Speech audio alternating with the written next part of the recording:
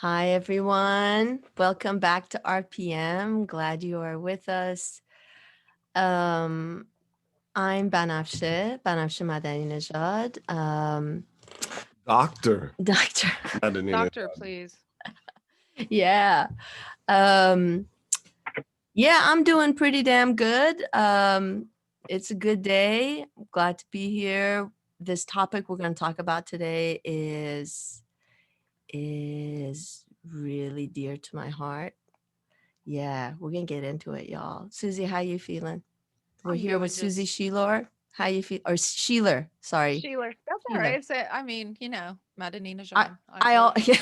Oh my God, I just realized something. History, she lore. You Yeah. That's pretty good. That is brilliant. Of course, it took a man to come up with that. Wow. Roy's brain at work. Won't stop. I'm doing fine. Thank you very much. And I've Sheilor is my new last name. Sheeler. It is now. Lord, It is. that's pretty funny. Yeah. Roy, how are you doing? I'm doing well.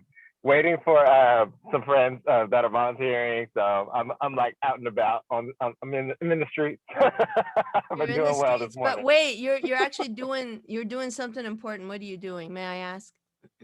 I need to drop off some N95 mask off to my group, Austin Atheists Helping the Homeless. They'll be out here. I'm early apparently. It starts at 9:30. I thought it was 9. So now I'm just part mid show, part doing that. All right, cool. They were out of their 95 masks, so we want them to be safe while they're down here. That's so cool. Absolutely. Yeah. All right. Ramesh John, how are you doing? Doing well. Excited to get into some she lore today. That's awesome. We're gonna make that a hashtag. Mm-hmm. Oh yeah. Oh yeah. Yeah, but what are you doing, Ramesh? Like, how you feeling? What's happening with you? What's happening with me? Oof, good questions. Lots of transition. Yeah, back from Pakistan, settled in. Work is ongoing, and yeah, excited to figure out what next steps are and where I want to be in the next few months as we are still mid-pandemic. We are not late pandemic. This is still mid-pandemic. You sure it's not early pandemic? Oh. It's only been a year. You could be right, yeah. No. Roy, how are you doing? This is Roy War, just so we're Yeah. clear. Things are really good. I took my mother-in-law to get vaccinated. Oh my God, finally. And she's got her first dose, and that has been a giant quality of life improvement for me. So it's like the major thing in my mind right now. Oh Yeah. wow. Just relief, do you mean? Yeah, like I think the biggest concern in the household is always, what if one of us brings it back and she gets it, and does she survive it, and that anxiety is a little bit less right now. It's not gone, it's just less. Do you think we'll be able to travel soon? Because I really want to get out of here. My biggest fear is the British and South African variants and how the vaccine is going to work with them. I think if the vaccine, so first of all, I just want to be on the record that I thought there was no way in hell that we would have vaccines this early and that they would be effective. And the fact that they're this early and effective, I think it is mind blowing. I'm going to eat some humble crow because I thought it'd be like 17 years. I did too. I mean, if you look at any other drug, they go through 8,000, tests, and it takes years. But this one is fast. Yeah. So I guess the question is, does it work on the British and South African variants? Because we already have it in Austin. I mean, they've already spread so rapidly that I think it's pretty much global at this point. Yeah, this week we heard that the first patients having the variants, they're already in Austin. So Oh wow. Well, And tying this to misogyny, just real quick, 2.5 million women have lost jobs, and men have lost jobs, but they've also gained jobs. So it's not even. It's the women who are being forced out, and I'm not really sure why, because they work for less money. Children not being in schools. Yep. I mean, I think that's Okay. definitely part of it for sure, because you have to make the choice as a family unit who stays home to take care of the children that are online learning, which is euphemism for at home not learning. And then I think people go, well, you make less, you stay home, or you don't have a penis, you stay home. I think there's a mixture of finance and misogyny there, or at least sexism. So we're careful with the word misogyny. Well, here it is. I'm actually really glad you brought this up. So I want to talk about what misogyny means to y'all. If you were to define it, let's start with some definitions. But then let's come back to this, because I want to. I want to, because for I sure, think yeah. 2008 revealed stuff, and so did 1945. Yeah. So I'm just gonna go around, ask y'all what, when you think of misogyny, before we go on, this is a really confusing term, and so I'm assuming a lot of us are murky on how to define it, and I'm going to share a definition by a scholar, but I was pretty confused before I read that definition, and I really like this definition. So but I just want to get a feel for what y'all think misogyny is. Yeah, just hatred of women, or like prejudice against women, shows up in discriminatory ways, or in like physically violent or verbally violent or other kinds of ways, or structurally violent ways, all of that. That's how I think about it. But you're right, I didn't think about how loosely and vaguely and unclearly defined this was for me. I can't pin it down. I agree with that. What Ramesh said, especially that end part of like not being able to pin it down exactly, but knowing to me, it feels more like a feeling, because I see my wife deal with it with her boss. I actually like literally see it. It's just ridiculous. Yeah. So it's like the talking down, or the not listening to things that she suggests or has to say, and then it comes back around and she's completely correct on what her assessments are. So I don't know. I think it's more of a I mean, it's always been there. I feel like when I walk into a room of men, I'm automatically diminished, but I don't allow that to happen every time, because I'm taller than a lot of men, and I use that. I mean, I do. When I'm taller than men, they get very uncomfortable, and so I just stand up a little taller. I'm 6 feet tall. That totally wow. works. Yeah, Use what we got. excellent. Yeah. Excellent. But I think it's an active hate. I think it's an active hatred towards women, no matter how subtle. Yeah, I think that's the difference between sexism and misogyny for me, is everybody on the planet, 100% of us are sexist. The misogyny is that it's active. So not everybody's a misogynist. Some people are sexist because of their culture, because of infantilizing women, but we're not conscious of what we're doing when we're doing it, right? The things that the structural stuff that happens. But when it comes to misogyny, it's you just actively hate women. You actively want to put women down and put them in their place and control them. Incels. Sure, those guys. So what is the definition? Yeah, so I think we've gotten to it. Yeah, I found, so there's this scholar, Kate Mann, and she wrote this book called Down Girl. And when I first read the title, I read Down Girl. But in fact, after reading the book, what she's saying is down girl. There's no comma? There's no nominative? There is no comma. There is no comma. It's down girl, which is her definition of misogyny as opposed to sexism. And sexism is sort of a structural placement of women at a lower rung, right? through all sorts of logics and legacy, not legacy, logics and, well, it is legacy, logic and policy, right? Yeah. But in her mind, misogyny is just the very act of putting women in their place. Mhm. And it happens all the time. And it's, as y'all pointed out, it's a practice. It's a mindset, but it sort of transfers itself into a behavior, right? That repeats and repeats, and it becomes natural and second nature, and just can't, right? Yeah. Even Um, women, huh? even other women. Oh, Are women do it to women all the misogynist. time. Yeah. Women do it to women all the time because they're thinking, um, in some cases at least, bitch, I live like this. Why should you not be subjected to the same shit? Yeah, and then there's also the conditioning, at least for me, being, raised here, the conditioning that we are competitors Mhm.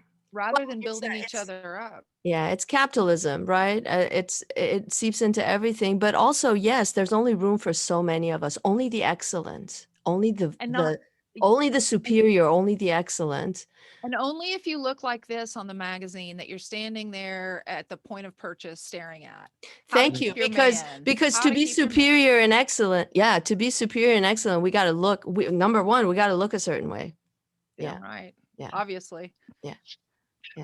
While we're clarifying terms, there's another one that I don't know how entirely distinct I have it from both misogyny and sexism, patriarchy. So where do we put that term, and how do we think about that term in relation to these other terms that we have floating around now? Oh, thank you, Ramesh. Yeah, can we talk about that? How would we define patriarchy?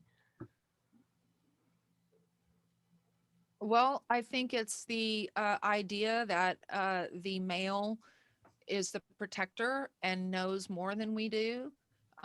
They were taught to read. I mean, we were kept from knowledge for a very, very long time, and that allowed it to thrive.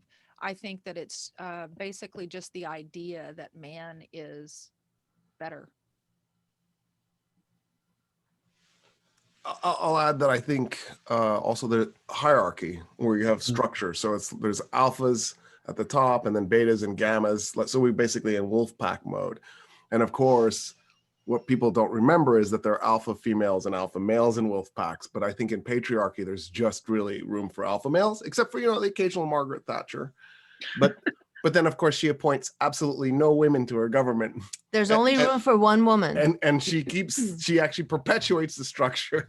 Wasn't she prime minister for like 30 years? It wasn't quite 30. It was a long time though, because it was 70s God. until when did John Major take over? It was like 90s, right? Yeah, I think it was almost 2 decades. I want to say 18 years, but I'm probably totally wrong. But That's too much.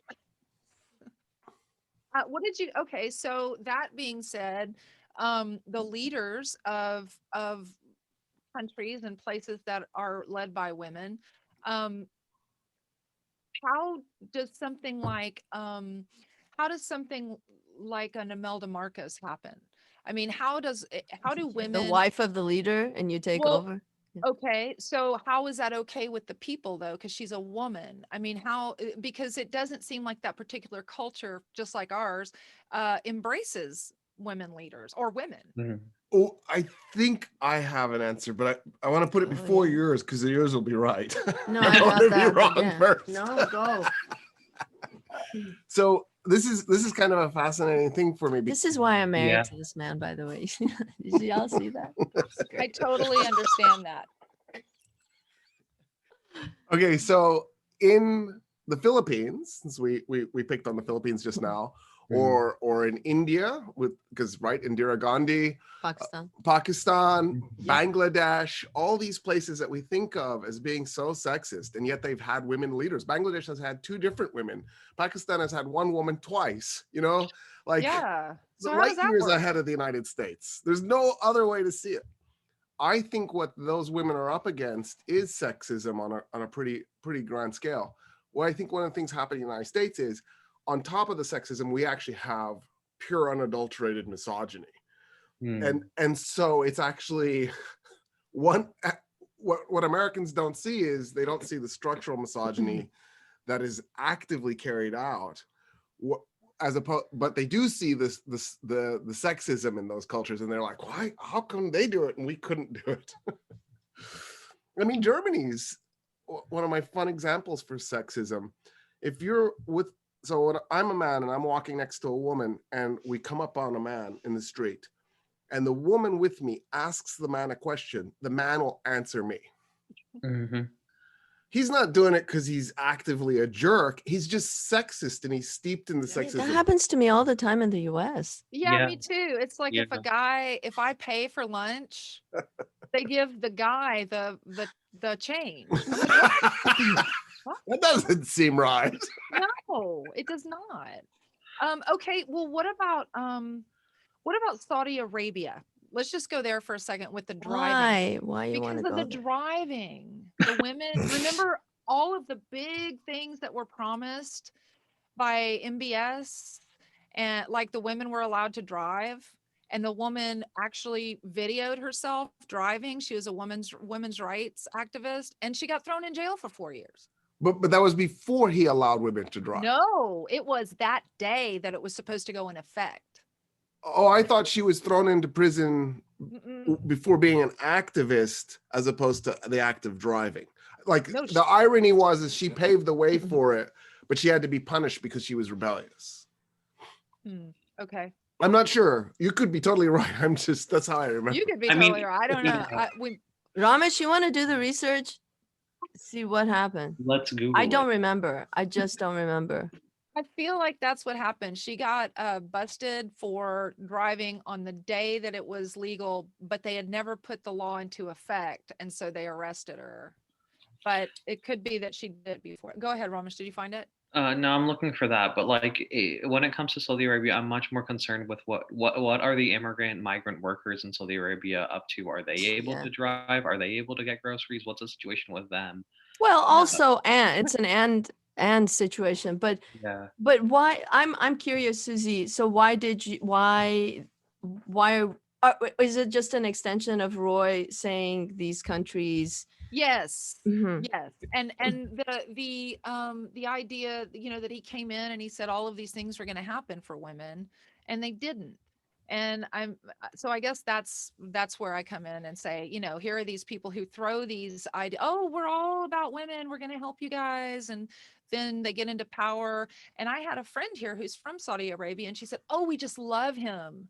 We're going to get to drive. We don't have to wear things, blah, blah, blah. And she left right at the beginning of the pandemic, and I haven't seen her since. So I guess she got stuck over there. But he didn't do any of those things. And I wanted to ask her about that, but she never came back.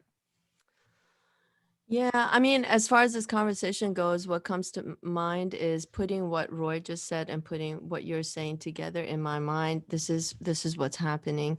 Roy just said that, despite all that we say about where we are with women's rights in the West, here, not just the West, let's focus on the US. Here we see these developing countries having women leaders, right? Countries we think of as backwards. Right. I'm sorry, I'm having some throat issues right now. So how do we reconcile this with the very fact that, and Susie, you just mentioned Saudi Arabia, and the fact that, very, very obviously women are extremely beaten down in Saudi Arabia. So that's another backwards developing country. So how do we put those two truths together, right? And what comes up for me is the very old question that I get all the time, which is, how when you say something positive about women's rights in a country like Iran, or in, let's just say, Arab, Muslim, Middle Eastern country. Um, I, I don't know how to add that to all the other bad stuff, the overwhelming bad stuff, right? So, how can you? Yeah, the response I usually get is, how can you even think of the good stuff? Because there's all of this bad stuff going on, and then don't even compare the West with those developing, especially Arab, Muslim, Middle Eastern countries, because that kind of sexism and misogyny doesn't even, it's like so, it's so many magnitudes worse than it's another kind of thing, right? Right. That right. sort of argument. Yeah, I would love to talk about that. In fact, that's, I mean, if we want to take the conversation that way, that would be an amazing conversation to have, because Sure. this is not just about Arab, Muslim, Middle Eastern countries, but it could be true for Latin American countries too. Yes, absolutely. And so again, situating Western thought and behavior sort of, not just a neck and a head above. I'm translating directly from Farsi, y'all. I don't know, how do you say it? Anyway, but yeah, it's not a matter of quantity. It's a different quality, right? Right. Yeah. So, yeah, what do y'all think? This is a real, like, really deep conversation. This is something that Yeah. comes up all the time. It came up all the time in my classrooms. Yeah, when I talked about Islamic feminism or Muslim feminism or Right. feminist movements in Arab, Muslim, Middle Eastern world. Yeah, It- the immediate response of my student body was to, unless they were from the region, was to shut off. Really? No, not shut off in a, No, not I hear you. I hear, yeah. intentionally, not intentionally. It's as No, if no, I things get didn't it. compute in their heads. They were like, we don't Right. get it. We don't get it at all. We don't even get the issue you're setting up here, the dichotomy you're Right. setting. We don't even get it. Like, what? Well, I mean, I hate to make this again kind of comparison, but it's a lot like slavery. You know, I mean, the things that we did to those people are just, unconscionable. Um, that particular part of our history is over, but that doesn't mean that we've stopped treating people poorly. We don't do what they do in Middle Eastern countries to women. We don't behead them in soccer fields and this sort of thing. But not a but. There's no but. Um, so how do we help the feminists over there? And yes, feminism in Saudi Arabia seems like a oxymoron, quite frankly. So I'd like to jump in here because I think there's a few things going on for me. So first of all, it's way more complicated than I think the average person understands it to be. For example, one of the Sorry. things that we point out when we look at Saudi Arabia is women got the right to vote in 2015. And there's this, oh my God, 2015. It's worth pointing out that men only got the right to vote in 2011. So when you think about the idea that the United States gave men the right to vote in 1789, Well, right? white men. Well, And- no, it wasn't color, it was property. So there was the potential for black men to vote. Even actually throughout Jim Crow, there were black people who voted. They never successfully eliminated the black vote even in the South, but they suppressed it severely, right? The goal was to discourage you from voting. They never actually quite pulled off zero black participation. And misogyny, right? I mean, black men got the right to vote before women did. Yes, absolutely. I mean, because technically, if you owned property and you were a free black man in the United States, you could vote. Now, obviously, as time went by, there were lots of, and depending on what state you were in, there were lots of restrictions that went into that. But nonetheless, in the case of the United States, if we start with the Constitution, so 1789, the first time women voted in the United States is when Wyoming enters, which is 1876, I think, or 1878. I can't remember which year. And then, of course, it's not until 1920 that women get the right to vote at the federal level. So when you look at it that way, Saudi Arabia giving women the right to vote 4 years later looks actually shockingly advanced. Another thing to look at is economics. And I'm a firm believer that economics is reality in the sense that, you know, like you can talk all you want about your rights, but if there's an economic disparity at some level, it's illusion. And at the current rate, Saudi Arabia will reach pay parity between men and women by 2100. So they've got another 80 years before women and men have the same pay. The United States is on track to reach pay parity at 2176. Saudi Arabia will beat the United States to pay parity by about 76 years at the current rate that they're going. In other words, Wow. Yes, it's true, Saudi Arabia is brutal, but it's also worth pointing out Saudi Arabia is brutal to its men. It's brutal to its immigrants. I think what happens is, and this is where I get nervous, when we're talking about sexism in the United States and we immediately go to a place like Saudi Arabia or we go to Iran or wherever, I feel like it's deflection. Like, yeah, I don't actually want to talk about the fact that 25% of American women get raped and that there's no pay parity, and that what we're doing is we're avoiding confronting the ugly here. Yeah, I would like to bring up Dr. Biden and Kamala Harris, who they are already calling names, you know, very misogynist names as well as racist names.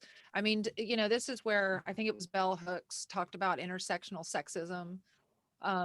And it basically is trying to get women from all different cultures to come together and fight together. Like the march we had. I didn't see very many people of color there, women of color at the Women's March in 2017. I feel like they were not included at all. So there's some misogyny from women to women. And why haven't we had another Women's March? What's going on there? Is that us, or are we just lazy, or do we think we've won again and we're done? I think we should have a women's revolution like Iceland did. Hell yeah. Hell yeah. They did that Lysistrata thing, right? Yeah. Yeah. I mean, it worked. So what do y'all think about Dr. Biden? Are we going to call her Dr. Biden? Are we going to call her FLOTUS? What are we going to call her? Dr. Biden. Dr. FLOTUS. Dr. FLOTUS. No, if we're going to talk about misogyny, shouldn't we also talk about Mr. Ogyny? Miss Henry? No, don't talk about deflection. No. Right. We can talk about misandry all fucking day. No, I want to talk about Mr. Ogyny. Mr. Ogyny. No. Who is this Miss Ogyny anyway? Are you back home, Roy, or where are you? You're back home. All right. Yeah, I'm home. I didn't want to look weird outside. Because my neighbor opened his garage door and I was like, let me go inside. Yeah. What are your thoughts? I haven't heard from you and Ramesh. I'm just listening. Yeah.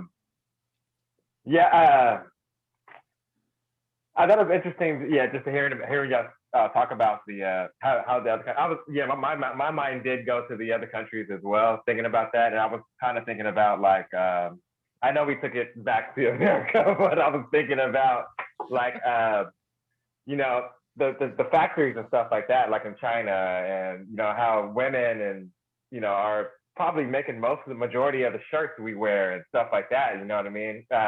How there, you know, there's that system of, you know, the lesser, you know, they're supposed to be lesser and they're doing these hard jobs like that. You know what I mean? That's just kind of where my mind kind of went. Well, Yeah. donkeys are lesser. I don't know if this stat is still true, but it was true 20 years ago.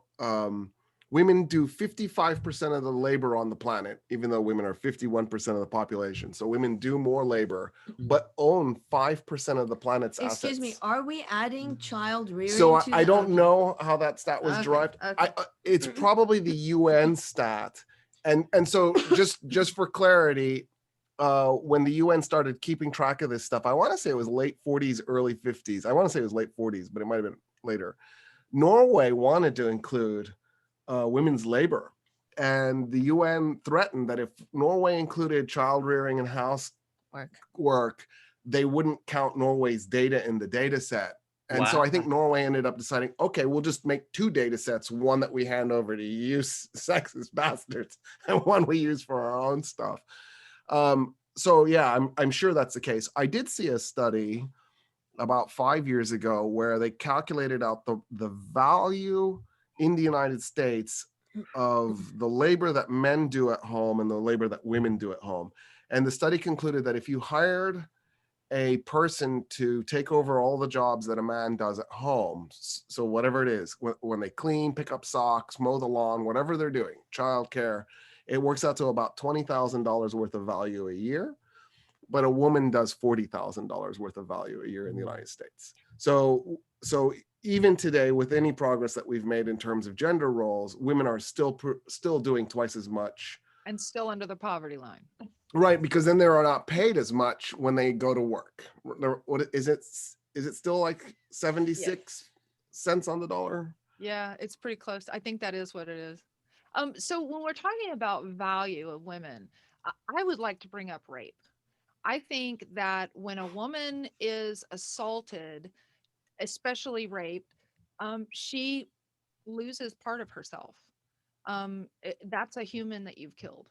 And in my mind, that is worth way more than 6 months in jail.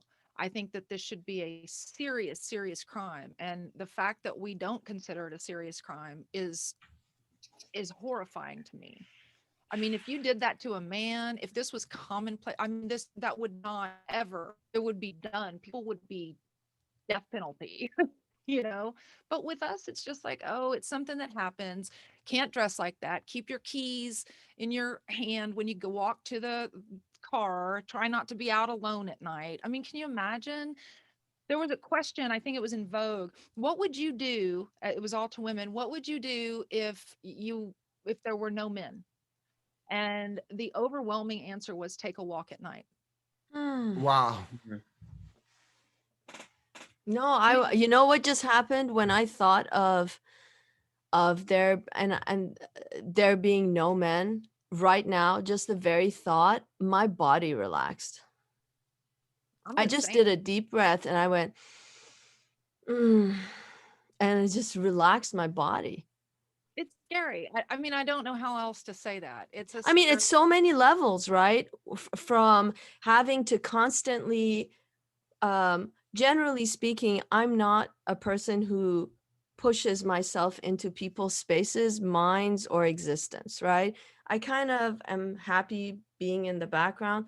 But when I'm with Roy, when I was with professors who were majority male and white, let's factor race out here for just 1 second. Or generally in workspaces, I have to keep pushing myself into the picture because I keep getting erased. Yep. That in itself, like my social existence is forced. Yeah. It's forced. It's not me. I cannot be genuinely me because I have to keep injecting myself into the picture because I keep getting erased. And not just inject, but you have to play the game and talk the way they talk and, ingratiate yourself to these guys. I mean, that's the way I feel. And I know how to play the game. I know how to do that. Yeah. But it's another thing that I had to learn to. I'll give you an example of this one thing. This was the moment where it really hit me smack in the middle of my face. Just a few years ago, right in front of our house, one of our neighbors, a dear man, I like him as a person. He's just a good human. The 3 of us are having a conversation. At that point, I was an Islamic studies professor at a liberal arts college. I had moved over to feminism and philosophy and race theory and all of that. I was just Islamic studies. So he comes up to the 3 of us, looks Roy straight in the face and says, I don't know what his question was, basically asks him about Islam. He knew. He knew I was an Islamic studies professor. Turns to Roy, who's also a professor, and said, not about politics. He said, tell me something, this thing about Islam. And I just stood there. I was trying to figure out how the fuck how can I inject myself into this conversation? I mean, it was so ridiculous. And then you think, well, fuck it then. I'm not going to say anything. It And is. I just stood back and I just was like, I'm just going to watch this. And at that moment, that's where solidarity comes in, right? Male solidarity with non-male figures comes in, and the thing is supposed to be, I'm sorry, maybe you should ask my Islamic studies professor wife. right. Right. Yeah. Yeah, but that moment was active like, oh change. my God. Oh my God, I cannot believe this just happened. And then, And he right. did it purposely to diminish you. I mean, that was something he wanted to do at that moment. It wasn't just I don't know. I really don't know. It's probably a combination, right? Because authority does not rest in me. Authority rests in him. It doesn't matter what topic it is. Yeah. But he This is also real shit. And Yeah, this no. man is educated. He is liberal, right? educated and socialized are different, I think. Yeah. Ramesh, were you going to say something? No, just thinking about how deeply ingrained this is, right? And how, like, the first time that I became conscious of this or whatever, it took several iterations of that same like understanding for it to start to sit with me a little bit more, and for me to start to recognize when it shows up in my life and in my interactions, right? Because I was doing this stuff all over the place as someone who was, socialized in a certain particular kind of way, right? So it, yeah, it's everywhere, and it takes a lot of work just to be able to recognize and continually do work on. Mhm. What about you, Roy? Woody, Roy Peace? What do you find? I mean, you're married. What goes on with your wife? Does she get this too? I'm assuming. Yeah, like I said, like I mentioned earlier, work, like just because I hear her call, she still works from home, so I do get to hear some of her meetings and like stuff that goes on with the way her boss like talks, pretty much just to the team and then just to her, not knowing, I don't know, not just taking her word for stuff. Right. Other than that, like her voice is pretty good actually in community speaking and stuff like that. People actually listen to her. And that might be just because she has a title, maybe because she's on the Deer Valley ISD school board and she has a strong voice.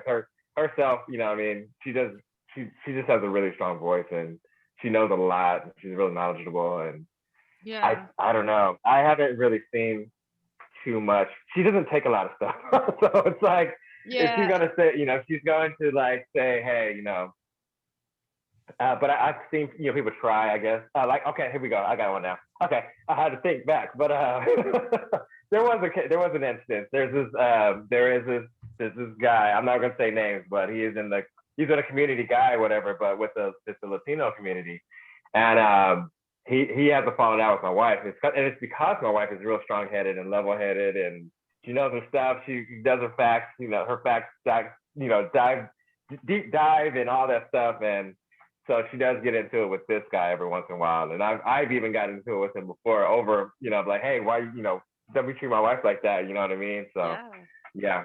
Mm-hmm. She has seen it. I like that solidarity. I so wish it wasn't needed. And I was in the car, it was an Uber. And so it must have been before the pandemic. And there was a woman, I shared the ride. And we're driving along and we're talking about, I want to say Carter Page. Is he the one who got thrown in jail for treason? I think it was him. Or Sounds right. okay. So one of the guys, one of those sycophants, got thrown in jail for treason. And the guy's sitting there saying he was not busted for treason. That's punishable by death. And we're like, he got 6 months. That's not how it works. And he basically told us that we were wrong. And the girl behind the woman who was sitting behind me said, you're really diminishing everything we say. And I'm a little sick of it. Could you just Yeah. he had his sunglasses on the back of his head, that guy. the frat rat, and where's the Oakleys on the back of it? It's just like, of course you said that. So, I mean, Yeah. that's the everyday misogyny I see and I get, you know, when I go out in the world, which I haven't done in a while, but it's just that kind of thing. Like, no, I don't think that's right. The fact checking thing. It's like, really? I'm an Islamic studies professor. I think you could take my word for that. Mhm. I think we're in for a lot more. I think we're in for a whole lot more. And I think it's really important for us to all recognize that and be prepared for it and show solidarity anytime you see it. And there's a lot of work that has to be done. So we, you know, like I've identified as a feminist since I was an undergrad in college. So it's been decades. But honestly, I don't think I started to truly break free. And I'm not saying I'm not still a sexist. I know I think I'm a man, so I think I'm stuck. Like that's my forever position. But probably until the last 5-6 years, I finally, after decades of picking away at this, broken down some of the sexist structures that I was raised with.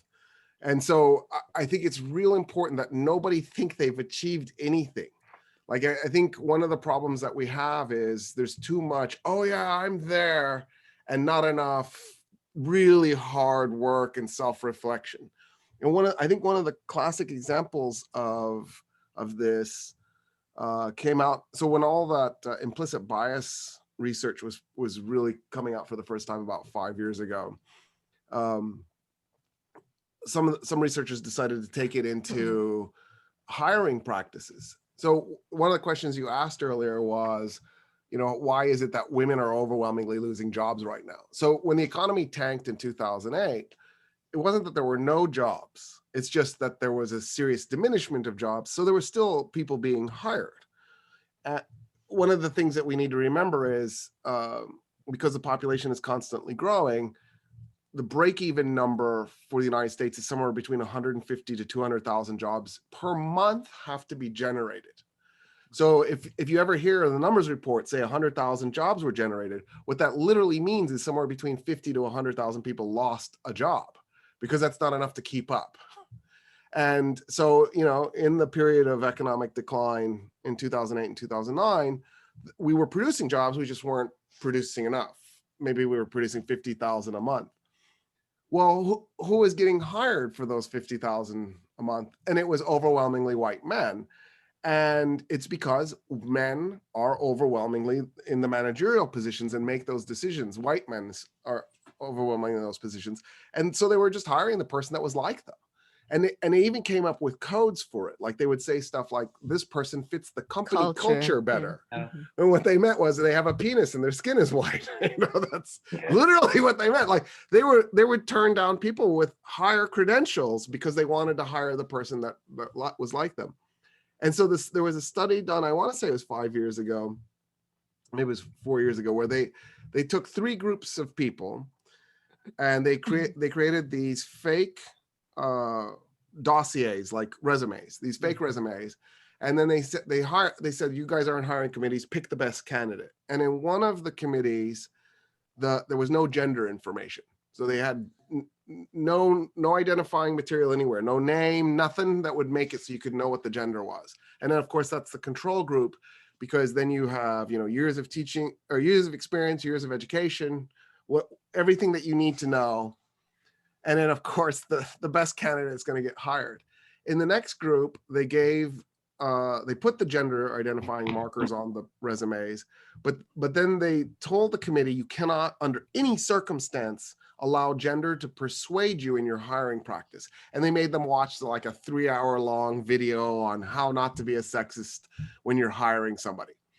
And then the last group, the third group, they didn't tell them anything. They just gave them the resumes and said with gender identifying material on there, and it just went hire. Oh, and by the way, half the committee was men, half the committee was women. Overwhelmingly in the third group, the men who were underqualified, less qualified, were hired. And the data was ridiculous. But we expected that. But we expected that. In the second group, where they gave them the 3-hour training and told them you can't under any circumstance, it's illegal to consider gender when you're hiring, they still overwhelmingly hired the men. Just unreal. And I think that's the problem with liberals, that liberals think they've achieved and they haven't, because they haven't done the hard work yet. We need to get past, like, I have a right to opinion. No, you don't. You have to earn it first. You have to do the research. No, but I really think a large part of this is because we don't understand what gender solidarity looks like and what it is. We just don't. I'll give you all another example. A few years ago, not that long ago, I went to a tailgate party. My first ever University of Texas game ever. Yes. Wow. I just didn't know what it was going to be like. I had no idea. So First and what last, happens right? is, what? First and last. Yeah, first and last. Although I actually really like being in a stadium watching games. I don't know what it is. It feels so soothing to me. Anyway, that's a whole nother show. At any rate, so go to the tailgate party. There's a lot of drinking happening, and there are 4 or 5 men. There's me, and there's 2 women. This is a small affair, and the 2 women were young women. They were like in their 20s, and there was one of the men who kept leaving and coming back, very visibly drunk and very belligerent specifically to his girlfriend. So he would take off, come back, start yelling at her, bad-mouthing her, and everybody could hear it. Sounds like he was going to do cocaine, honestly. I just don't know. And we could hear him. So he did this once. He did this twice. The third time, when he came to do it again, I was like, what are you doing? What are you doing? Get away from her. You are drunk. You are abusing this woman. And she and her friend completely disassociated from me. They're going to go home and get the shit beat out of them. Yeah, they completely disassociated from me. Now they're sitting there, like 2/3 their regular size, especially the woman who's being berated. Like, she has shrunk. Her body is like this. She's turning into a turtle, like with a shell, because she's preparing for the next assault. And I stand up and I go next to them, and I am noticing. I told y'all, I don't like to get in people's faces. I don't like doing this. This is not me. I'm just by nature not I don't know. I just don't like confrontation. Some people do. I'm not one of those people. But I was like, that's it. I cannot take this motherfucker anymore. Right? And you know what the men did? Not a goddamn thing. They were standing all the way over there. And then that man went and stood next to them. Of course. The man stood next to them, eliciting sympathy for having been assaulted by this who the fuck is she person, right? Yeah. She has no place here. I go over there to the men and I'm like, collect your boy or collect your man or whatever. And you know what they did? They started looking the other way. Yep. The guy finally left after having gotten into it with me. So we're going at it. Again, I'm not one of those people who's good at burning people on the spot. I'm just not good at that. I freeze because I have a history with male violence as a child. So I freeze.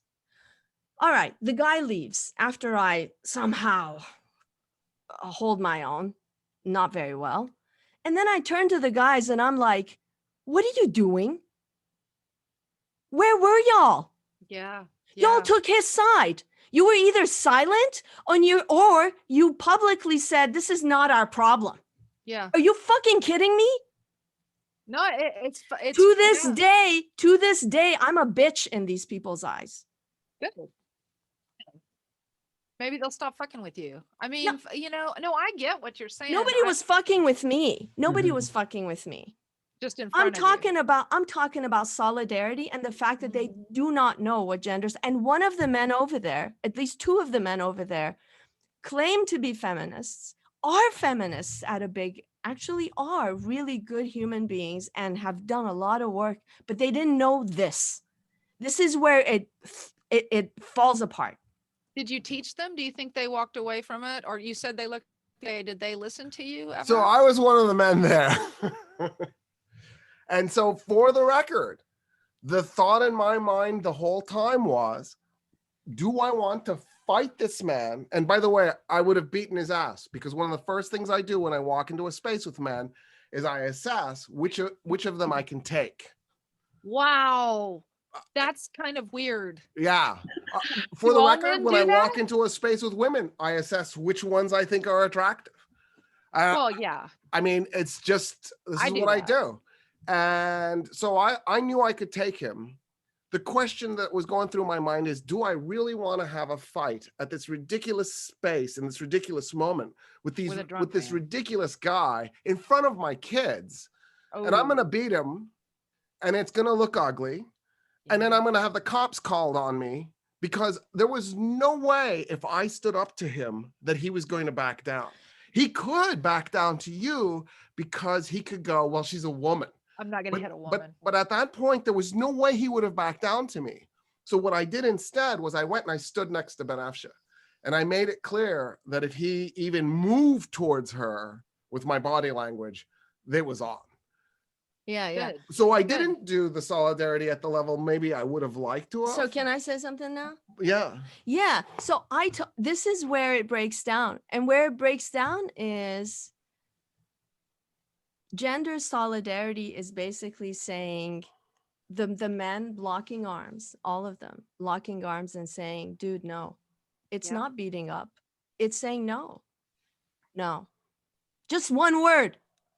And that should be everywhere, like in the locker room talk. Yeah, No, yeah, we don't yeah. we don't do that. It's Yeah. a diminishment of women, consistent, and it's just it bleeds through. And you were just saying you were a victim of male violence. I mean, that right That was there. exactly what it was. It was violence.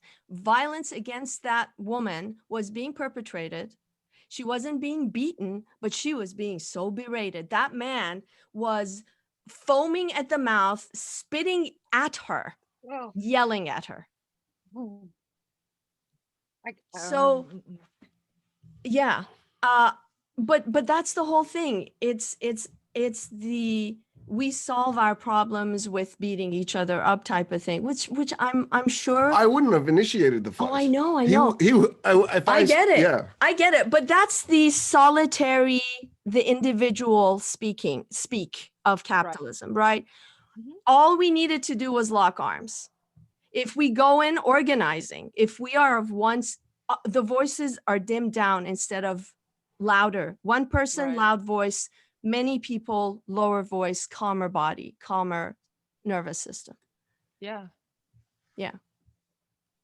But yes, we are very far away from that. And you know what? Women are too. We are too. Yes. I mean, Because- that's one of the things that really drives me nuts are women who hate other women and they drag them down, and you see it happening and you're just like, why are you doing that? Especially, and I hate this, but it's the more attractive a woman is, the harder other women are going to come for her. It Yeah. doesn't matter if you're, I mean, what is it? Ani DeFranco said, I hate to lesbian this up, but Ani DeFranco has a line. Do not apologize for lesbianing things up. Girl, She's not please. a lesbian, but she's a lesbian icon. I don't know how. Okay. Anyway, she has a line in a song that says, if God help you if you're an ugly girl, but being too pretty is also your doom, because everyone hates the prettiest girl in the room. And I think that's 100% true. I've seen my mom walk in and women just be disgusted with it, turn around and talk about her behind her back. It's just, my mom's very, very attractive. And so it's like, it was devastating as a child to see that, because you don't know, should I wear makeup and look nice, or should I just go out without anything and try not to attract attention.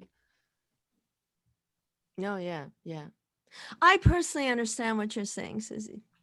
Because you're so gorgeous. I mean, my mom would understand that too. Oh, and by the way, I really like your hair. Are you talking to Roy or me? Yes. Yeah. Yeah, well, going back to what you're saying, that girl was not happy with what I had done, which made me Yeah, feel like no. shit because I was like, why did you do that? Like there was no consent Yeah. there and you just put yourself out there, like yeah, exactly. What's going to happen to her? She's going to go home and get beaten. Whatever, right? Right. But do What you, so did do you not say anything? I don't mean, that's know. Yeah, right. what is gender solidarity for what was it for me right there? Should I have just shut the hell up? Like, I don't know. I don't know what the answers I are. don't either. I mean, maybe, I don't know. Maybe if a man had said something, it would have made a difference. I don't know. It's hard. It's hard to tell when to No, protect she's going to people. get beat up either way. I Yeah. mean, if that was what was going to happen to her. If everybody had been sober, I think it would have been a lot easier. Yeah, that's not going to happen in the US. Yeah, no one's Men are sober. drunk. The women were not drunk. Oh. These young women were not nobody else was except for him. God, that's just, I mean, and But see, that's what we do. We're just in my mind, all of a sudden, some part of his misogyny was because he was drunk. No. no, it just took away his inhibitions. Yeah. Exactly. Thank you. That's exactly what it did. That's what alcohol Which is what Trump did, right? Yes. I mean, he took away everybody's inhibition. He was like alcohol. Nasty woman. What else? I mean, Yeah. he said, grab her by the pussy, you know. All those people were like, "Oh, I've always wanted to say that." And, She's bleeding out of her wherever. The one where he said she's bleeding out of her. I just Wait, watched Kathy Griffin. what was that, Roy? Roy, you got muted at the very end. Oh, I said when he was like, yeah, she was bleeding out of her wherever. Like, what is that even supposed to? That's Megyn Kelly. Why we would know you what say it that? means. Yeah, We know That was I know. insane. It's like, That's why? why Kathy Yeah. Griffin held up that bloody head. I don't. Did you remember that whole Mm-mm. thing? Yeah, Because- I don't. totally. Yeah, I don't. Oh, it What was it? awful. She it was her got, career-ending event. except for she came back. Yeah, Wait, what So- happened? I don't know So that. she was doing a photo shoot, and somebody brought a Trump mask and put it on a head, and it had the hair and everything, and she poured ketchup on it and held it up and took a picture. And Oh yeah, I remember something very got on vaguely. she almost lost her career. She was stopped at every airport for at least 6 hours and interrogated. I mean, she tells the whole story, but I mean, when I saw it, I thought she's going to get in some serious trouble for this shit, but I wasn't offended. no, I got what she was saying. You know, yeah. it wasn't offensive to me, but it was a woman saying it. So All right. Well, This point about like Trump and the inhibitions thing, it kind of tells me that maybe the task is not to change hearts and minds totally, to make sure that every person deep down in their heart is no longer misogynistic or no longer has sexist behaviors and patterns and tendencies, but maybe just to shift cultural norms enough to where it's absolutely unacceptable to express that once again, Yes. right? Like even that does a lot of work. And I think that's what you were saying with this collective soft no. yeah, thank you, Ramesh. Actually, that's really Yeah. helpful. That's really helpful.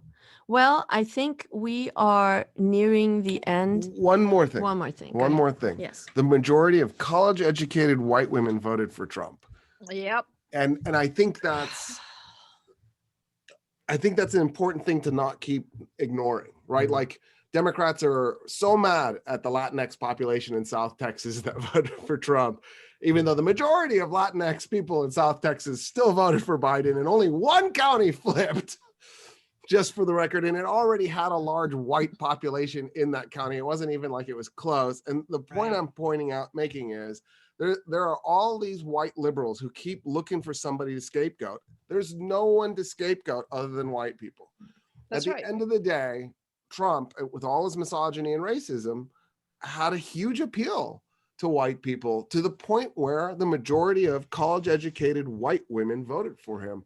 And I think that we need to really sit down and have a moment with ourselves and ask, how is that possible? It's the conditioning Uh, again. I mean, you're raised in a small white town, you know, where you're a girl and you're not allowed to play. Like, we weren't allowed to play baseball. We weren't allowed. I mean, there was a lot of stuff we weren't allowed to do.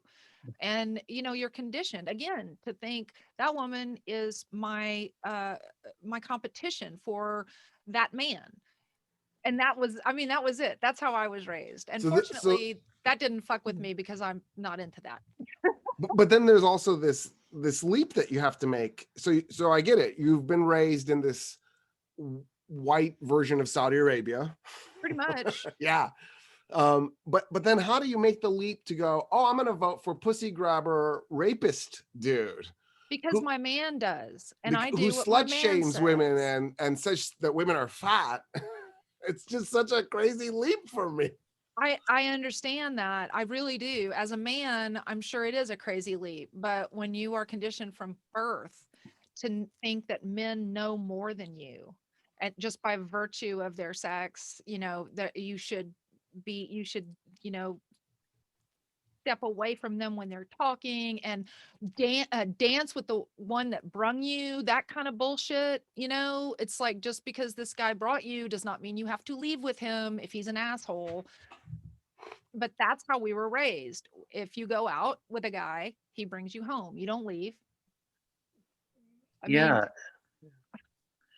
And to bring it back to where we sort of started off, or not maybe started off, but yeah, earlier in the conversation, it's so much easier to say, you know, let's not think about feminism and gender so much here in the United States. We have great examples of misogyny. They're just over there in Saudi Arabia, in Iran, in et cetera, right? Like, we don't have to think about Trump in that in any kind of context. That's all over there.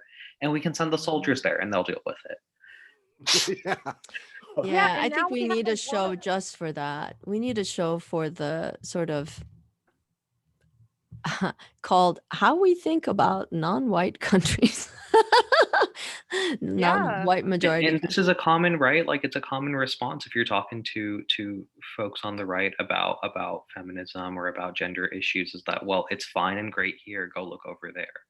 Yeah. Yeah. Especially if you come from there and are an immigrant. It's like, what are you talking about? You should be Yeah. thankful you're here. Like, and if you don't like it, why don't you go back there? Yeah. Yeah. Especially people who were born here. I love that. Go home. Alabama? Yeah. Yeah. Well, on that note, we covered many things. We didn't cover many others.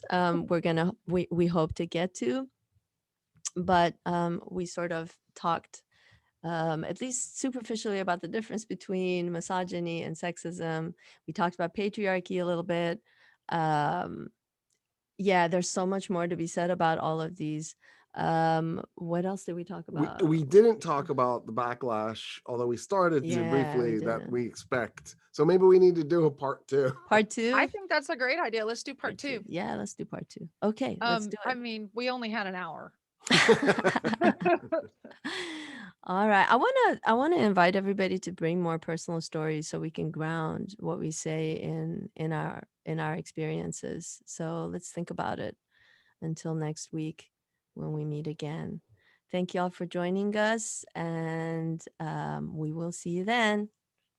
Bye. Bye. Bye. Take care. Bye.